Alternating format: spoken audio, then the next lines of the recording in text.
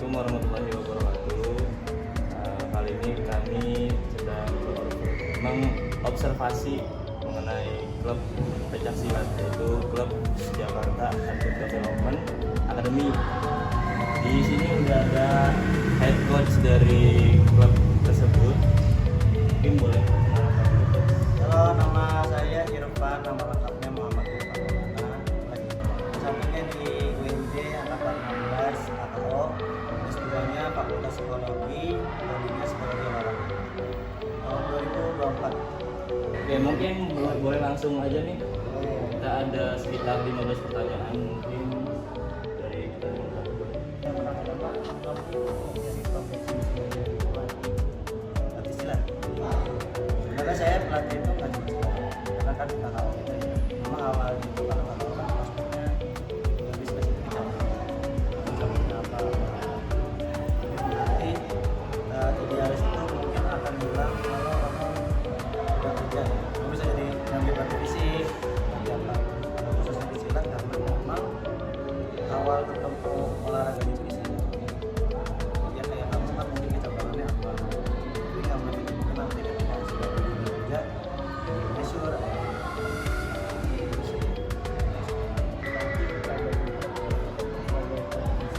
tantangan terbesar yang dihadapi selama dalam kalau di Indonesia masalahnya masih sama seperti sarana prasarana, kadang tempatnya nggak memungkinkan, alatnya nggak memungkinkan. Kan salah satunya infrastruktur. Kalau kita ngelatih sudah programnya bagus, kemudian kita sudah semangat, tapi tempatnya nggak ada, atau mungkin anak-anaknya dilatih nggak ada, itu tantangan terbesar yang di sini. Sebenarnya kompetensi apa sih yang wajib diprioritaskan?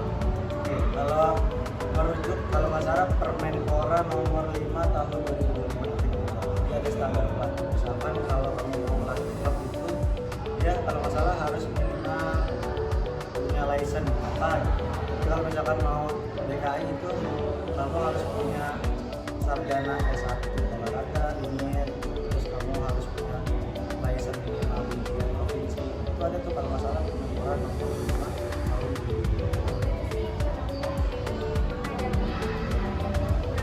Ini pertanyaannya atlet yang biasa atau yang binaan? Karena kebetulan kan saya megang PPB. Itu kan terikat ya. Ini kan ya terikat. Ini kan mau yang terikat atau yang tidak? Oke. Memang kalau yang nggak terikat itu satu agak susah kalau mereka nggak disiplin. Salah satu cara untuk mengantisipasinya adalah kerjasama dengan orang tua. Jadi kita ada grup atlet, ada grup orang tua. Kalau atletnya nggak latihan, kita tanya sama orang tuanya, mana mam anaknya? Oh tidur coach gini atau sekarang. Atau mungkin datangnya telat dulu. Nggak banyak juga, ada beberapa anak yang akhirnya kita panggil orang tuanya. Kita wah orang tuanya ada masalah, mungkin dia jadwal gimana. Karena kalau buat anak-anak usia SD SMP gitu ya, mereka masih main bola.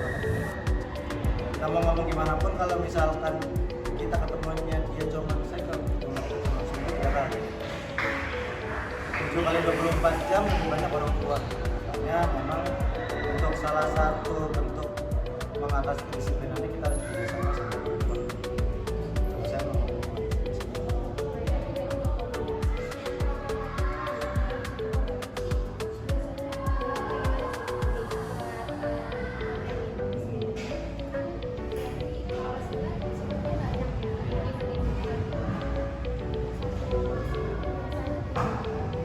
kalau kita melihat periodisasi latihan itu kita mengacu sama umur yang dilatih. Misalkan usianya 12-15 kalau kita itu latihan berat.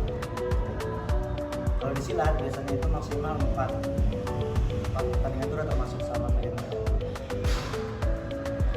Kalau mereka kan latihan seminggu 3 kali. Nanti saya cuman paling maksimal ngasih mereka ke 200 tahun 4 kali. Jangan kayak gitu. Atau mungkin 3 kali. Padahal sama mungkin yang binaan latihan seminggu 5 kali, 6 kali. Mungkin mereka 3 kali bisa.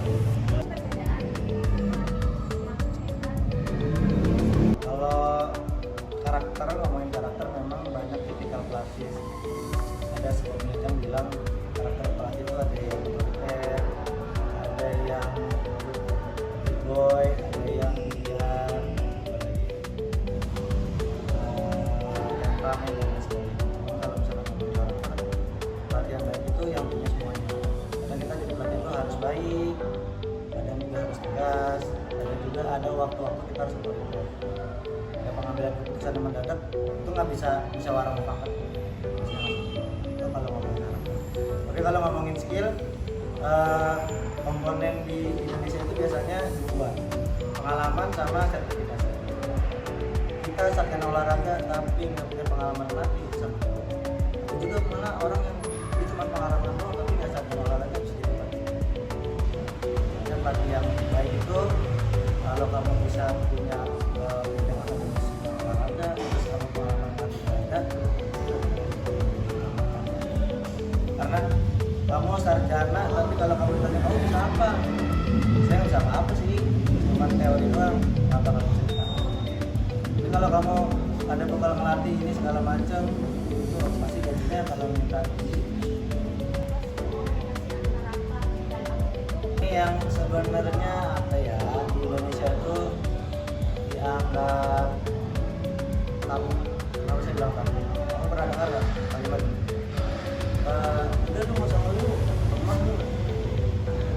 Jadi atlet kita mau curhat kayak antar gue bilang, alah, tapi gua butuh tempat curhat nih, karena itu tidak tersalurkan.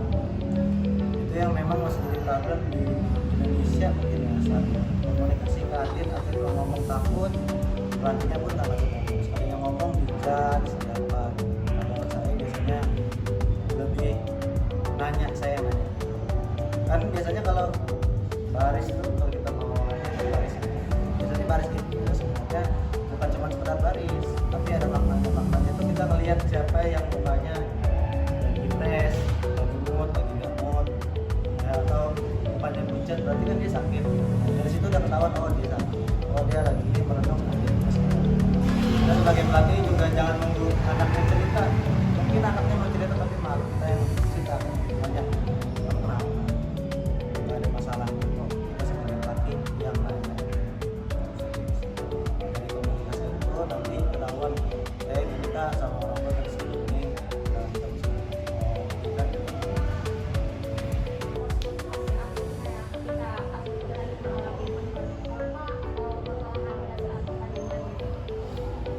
salah satu caranya itu kalau mau meningkatkan motivasi pelatih kita berkaitan sama faktor psikologis. Kalau di kita itu ada namanya goal setting. Goal setting itu kalau kamu pernah nulis kamu mau mencapai nanti dalam itu namanya goal setting. Goal setting itu biasanya dirancang di awal. Jadi kamu dalam setahun ini mau ngapain? Anak-anak kita selalu tulis, oh saya mau tim saya tahun ini level 10, tiga awalnya mereka level 9. Nanti ketika dia bahas latihan, kita tunjukin kertas yang dia buat terus. Kamu mau 10, kamu latihannya malas. Oh iya, saya udah janji sama diri sendiri. Tuh, misalkan dari sisi fisiknya, tekniknya saya mau juara. Kamu mau juara tapi kamu malas latihannya. Ada kartu goal settingnya. Mereka yang buat, mereka yang harus tepat. Salah satu kasih motivasinya, tunjukin aja goal setting. Ini kamu yang buat loh. Mau capek nggak? Kalau udah capek, semangat. Salah satu teknik pakai goal setting kalau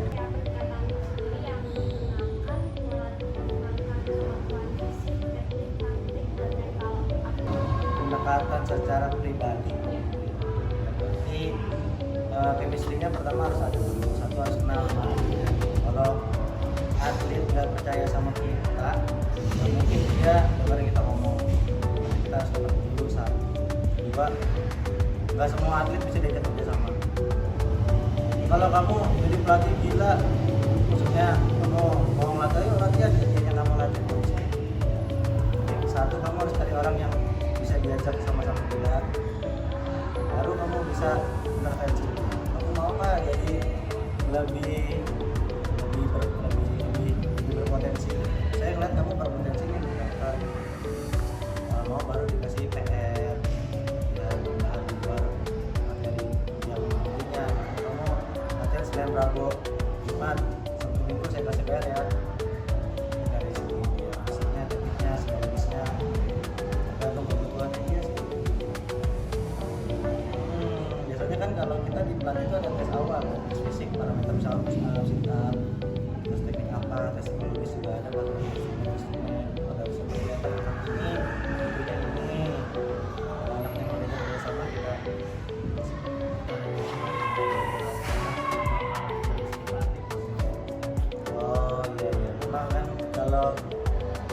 beberapa literatur bilang bahwa latihan itu ada namanya prinsip individual. Apa namanya? Rorik sama Upan mungkin karakteristiknya beda. Biasanya saya bikin ranking itu misalkan dari biasanya saya ranking nih dari 20 orang. Oh, 5 terbawah ternyata beatnya 5. Yang di atas levelnya udah 10 ke atas 12.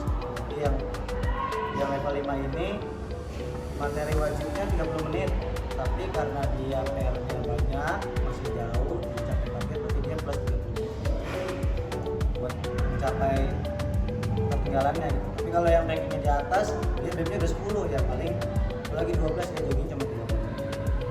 Oh, individualisme dari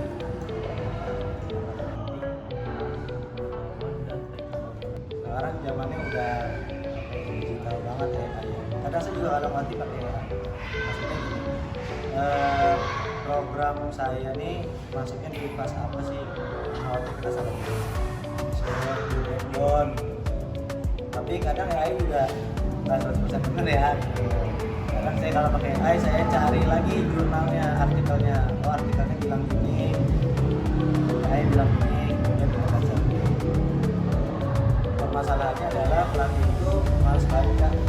Biasanya mengaplikasikan ilmu kanuragan. Dari dulu gue pelatih dapat gini nih, nerapin itu susah banget. Iya, nah itu sebenarnya menurut saya salah.